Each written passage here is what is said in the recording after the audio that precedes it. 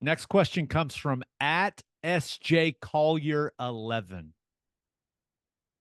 He says, I would like to hear each of your retirement stories. What led to the final decision? Was it difficult? Why did you do it when you did? I I don't have much of a story. This is the funny thing about the NFL. I think most fans envision like everyone in the NFL's life is like Tom Brady and Peyton Manning. You know, you play until I think I'm done. I'll think I'll hang it up. Well, no, maybe I won't. Maybe I'll come back and play one more year. Well, no, I'll hang it up. I've got a great job at, you know, in the booth or doing the Manning cast. I've got It's really options. right. Uh, that's really not how 99.9% of NFL careers end. Most of them end whenever you just kind of stop getting calls or you don't have really any opportunities or injuries have sidelined you. Um, so kind of for me, it was just kind of ran out of opportunities. You as a once you're vested and you're a vet, you just get priced out. They'd rather keep a younger guy on that makes less, that isn't vested in their benefits. The last person that has you on their roster picks up your benefits for life. So it's like you become a hot potato at some point, and it's gotten better, I think, for veteran players with some of the stuff that they've done in the league, but it gets difficult. For me, just the body wasn't there anymore and ran out of opportunities, and kind of like there becomes a point where you just kind of see the writing on the wall, and it's not that you just fully out retire. You just kind of make the decision to you know to file the paperwork, I guess, so to speak. I your yours was an interesting case, right? Because you were in the NFL and then you played in other leagues. Like that Yeah. was an option for you. Yeah, I played in the UFL, which it's the best decision. Like the only reason I didn't retire sooner is because I played in the UFL and absolutely loved it. It was the greatest thing, because the NFL, I had a very, very bad I didn't like the NFL. I didn't have a good experience. Um I That makes two of us, brother. Yeah, well, I hated the game. I didn't like playing. I didn't like going to practice. I didn't like going every day.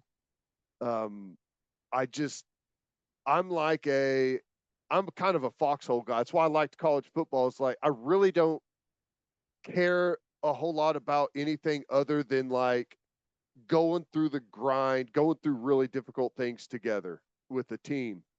And I college is perfect for that. And then you go to the NFL and it's kind of like you're a mercenary. It's every man for himself.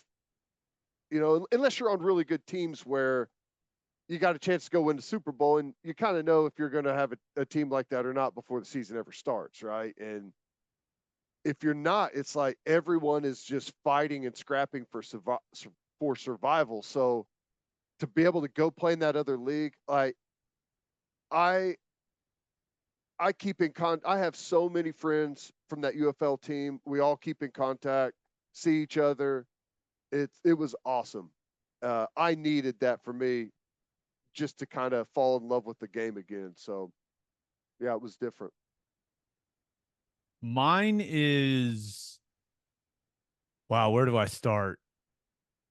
I I just had a very stressful career living at the bottom of rosters. Mm-hmm. Uh so it kind of started with going undrafted. that was it. The stress just starts there. Like you're just treated differently when you're an undrafted guy, and you can feel it. And blew my knee out my rookie year, which didn't help. And I'm not sure I was ever the same after that. But I guess the best way to start the retirement story is I had a really stressful 2015. I was in, well, 4 different spots. And then I think the seed for like, hey, maybe it's time to consider being done with this was planted late in 2016. I was on the Browns roster, active roster, wasn't playing, but was on the Browns active roster. And Ted, do you remember what Tuesday was in the NFL? Well, yeah, it was. Well, it was a lot of things. One of them was watch everyone work out at your position and try and replace you day. Yeah. Also commonly known as cut day.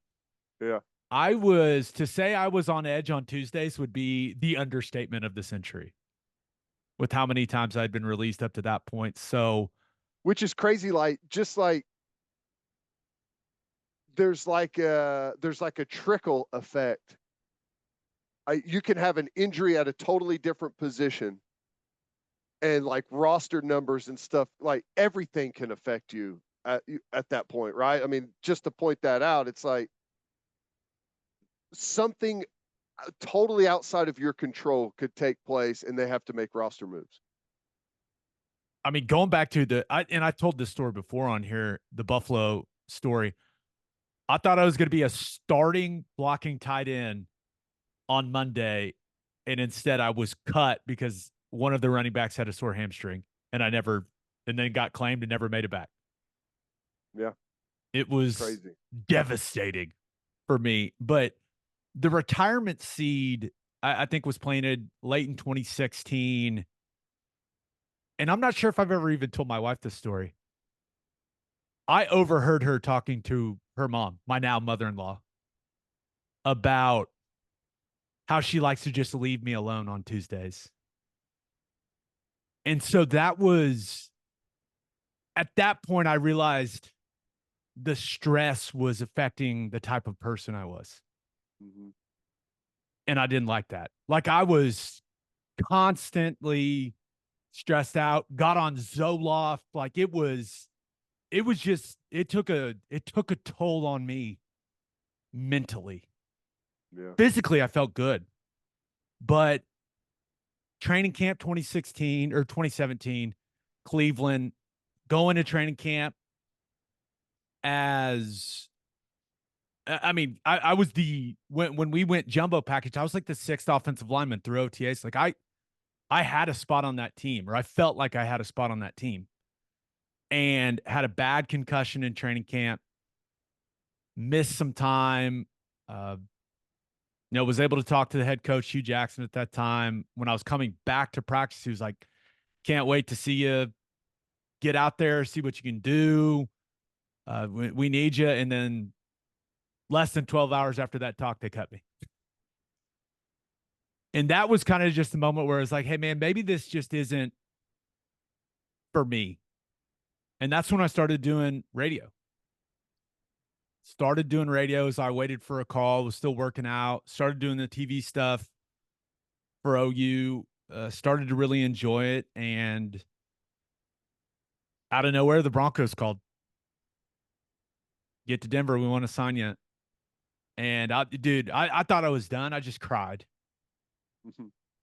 Just sat there and cried. My wife was like, what is wrong? And I had fun in Denver. We lost like every game I was there.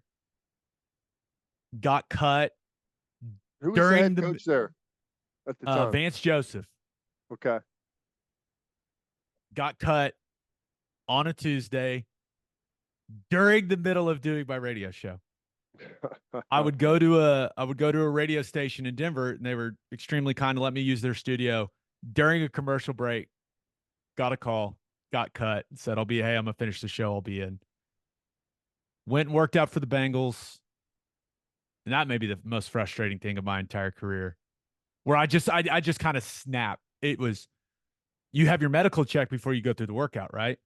And this doctor made it sound like my right knee was going to fall off my body. My right knee felt great.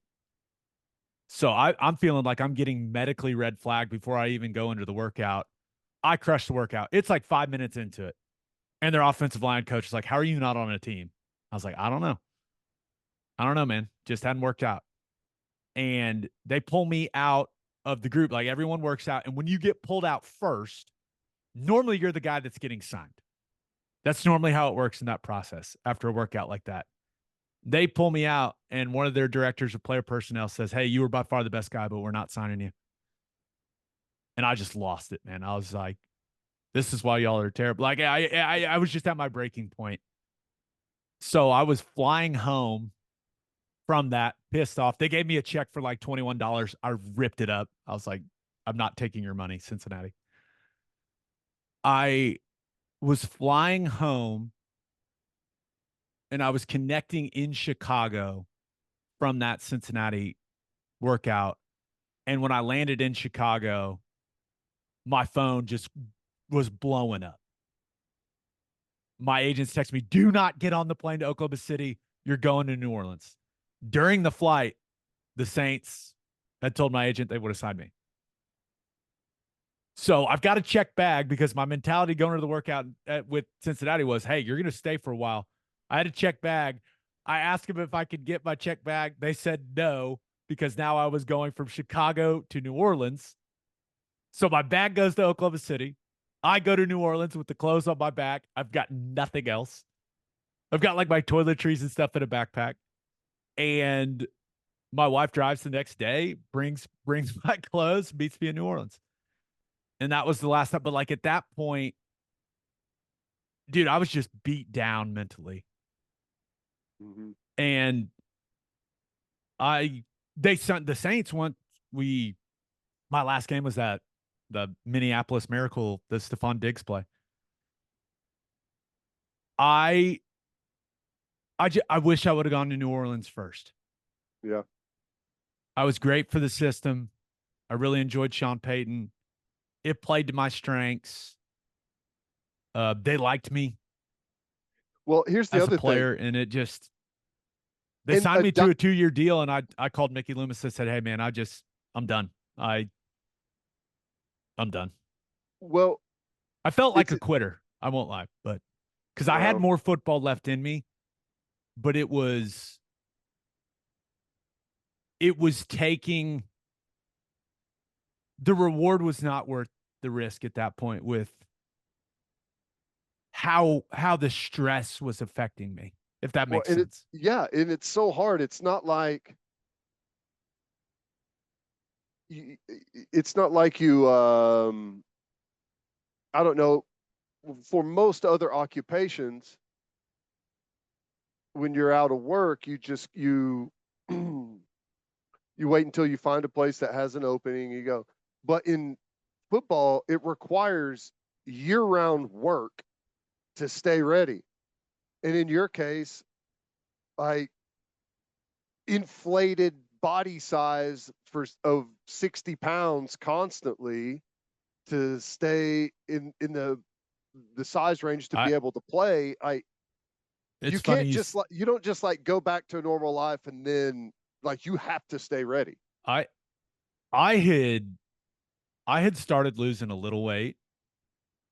And so when I ended up in Denver, my first weigh in there, I put a 10-pound plate in my shorts and just held it and didn't say it like and I did the same thing in New Orleans. I was probably 280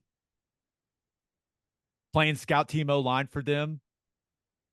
And I was weighing in and like I would just put wait to like I was completely checked out. Like I was still blocking guys. I was still having fun for the most part. Would have been cool if we would have not lost that game and gone to the NFC Championship game and possibly gone to a Super Bowl. But it was, I just, I never got the break that some guys get. There was never a Yeah. situation where the starting center went down and I got to actually go out there and play. So it was 4 years of constant stress, and just never getting to feel the feeling of going out there and playing at all. Yeah. I played, I have, I may be the, other than like quarterbacks, like a third string quarterback, it is very rare. I have 4 credited seasons. I'm fully vested in the NFL pension, all that stuff. I played 0 offensive snaps in my NFL career in a regular season game. Not not one. Not one where a guy's shoelace broke, guy goes down with an ankle, guy dislocates a finger. Not I didn't play a single offensive snap. That's And crazy. when you do all that work, and it was a lot of work for me to stay like you do It's a all lot. that work and you get cut that many times to never get to feel like the reward. Yeah. Dude, it was just it took a toll on me. It Yeah. just did. Well, the other thing is like whenever you said when you went to New Orleans, you wish you would have gone there sooner. The dynamic on a football team that has like a top quarterback and you have a chance to like compete and go to the playoffs and you could be one of the better teams. Like the dynamic on those teams is totally different than it is on the others. I there's like the rosters are managed totally different. It's not about like other rosters, the turnover is incredible. Like you look at, I don't know what the percentage is of a roster turnover year by year for teams that don't make the playoffs, but it is incredibly high. They're firing their coaches constantly. They're bringing in new personnel people. It's like just a revolving door. You go to somewhere that has had success and has an elite level quarterback, guys play for like accessory guys play for a long time. The roster is totally different. That's what made how things went down in Buffalo for me. Like that's what made it so painful. I loved being there. I loved Rex Ryan. I loved Greg Roman. I loved Aaron Cromer, who was the O line coach. He's the only one that's in for me. He's the only one that's in the same class as Bill Bedenbaugh when it comes to the best O line coaches I ever had. And I got the break. Go to the tight end room Monday. You're going to be the starting wide tight end. You're going to be the blocking tight end. And then 2 hours later, I was, I mean, they cut me. That's what makes, and I know I've told that story on here before, but that feels like the defining moment of my career. Or it just kind of, it's the perfect microcosm of how my NFL career went. It was just like, you're right there and you just never materialized. Like just never got like I feel like especially as an undrafted guy, bottom of the roster guy, you got to have a little luck. Yeah. And I never had any luck. And I needed some luck. Yeah. Yeah. And you see And I should have situations just like that. been better at football. That would have helped. Like I was never strong enough. And that it was that's a whole nother discussion, but it's like it wasn't from a lack of effort. I could tell you that. But it was like I just wasn't I didn't have the build of like an NFL interior offensive lineman. Like I was able to get away with it in college because I played really hard and I was a good athlete. But in the NFL, like strength is, you don't have the strength, then it can, you know, stuff's hard. There's some large individuals playing on the interior in the NFL for Yeah. sure. All right, that's enough of me whining. Let's get to our last question. People are like, God, that was depressing. You never know what you're going to get on these Q&A episodes. Oh, That's right. man.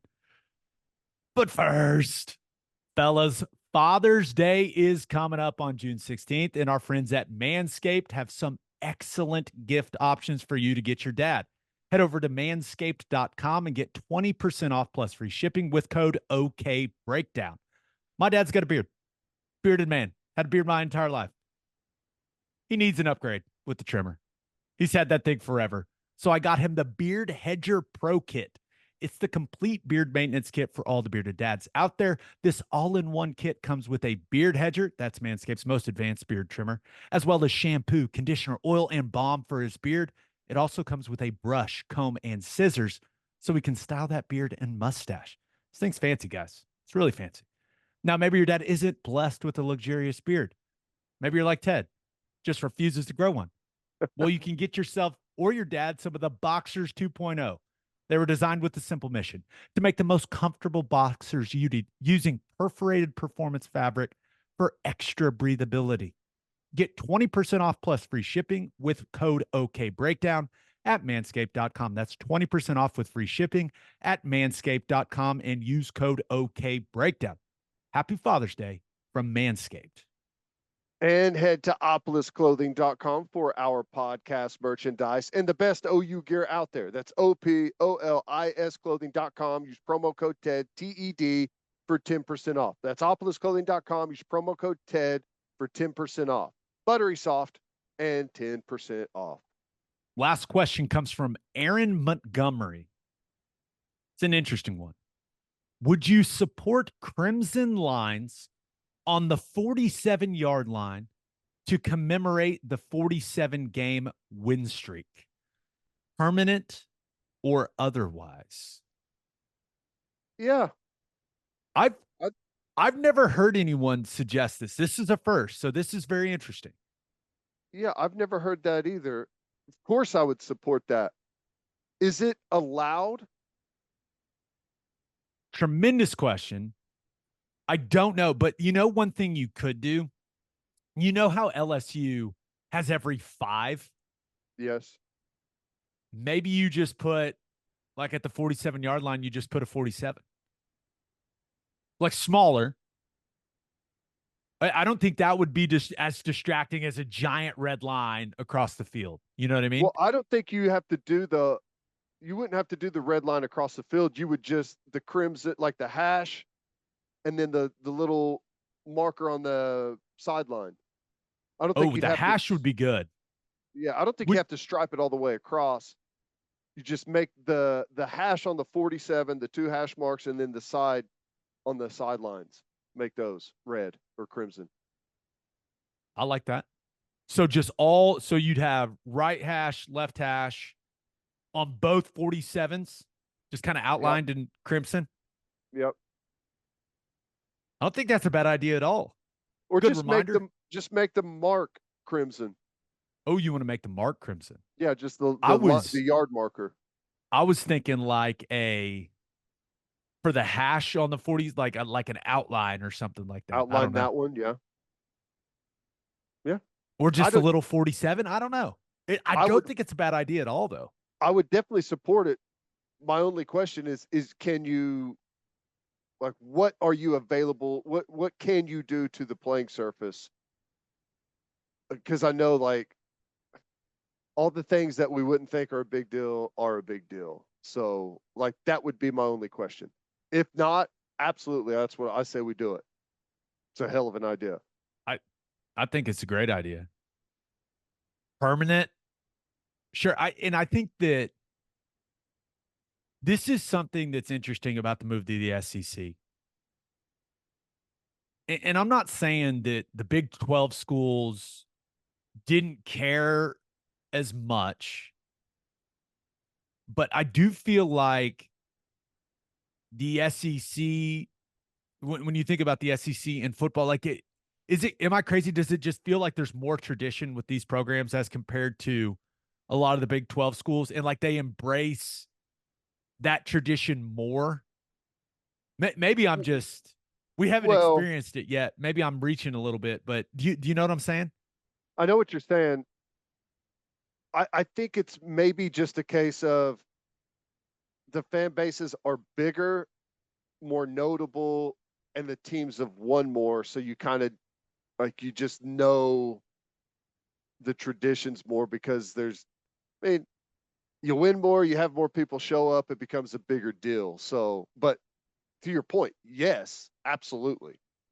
Way more well known. And I think, that's going to be one of the cool things is kind of learning every team's different thing that they do, because everyone's got a handful of things. So I think that's also going to be something for us that we'll grab some stuff to really I don't know, showcase our program. I think it's cool.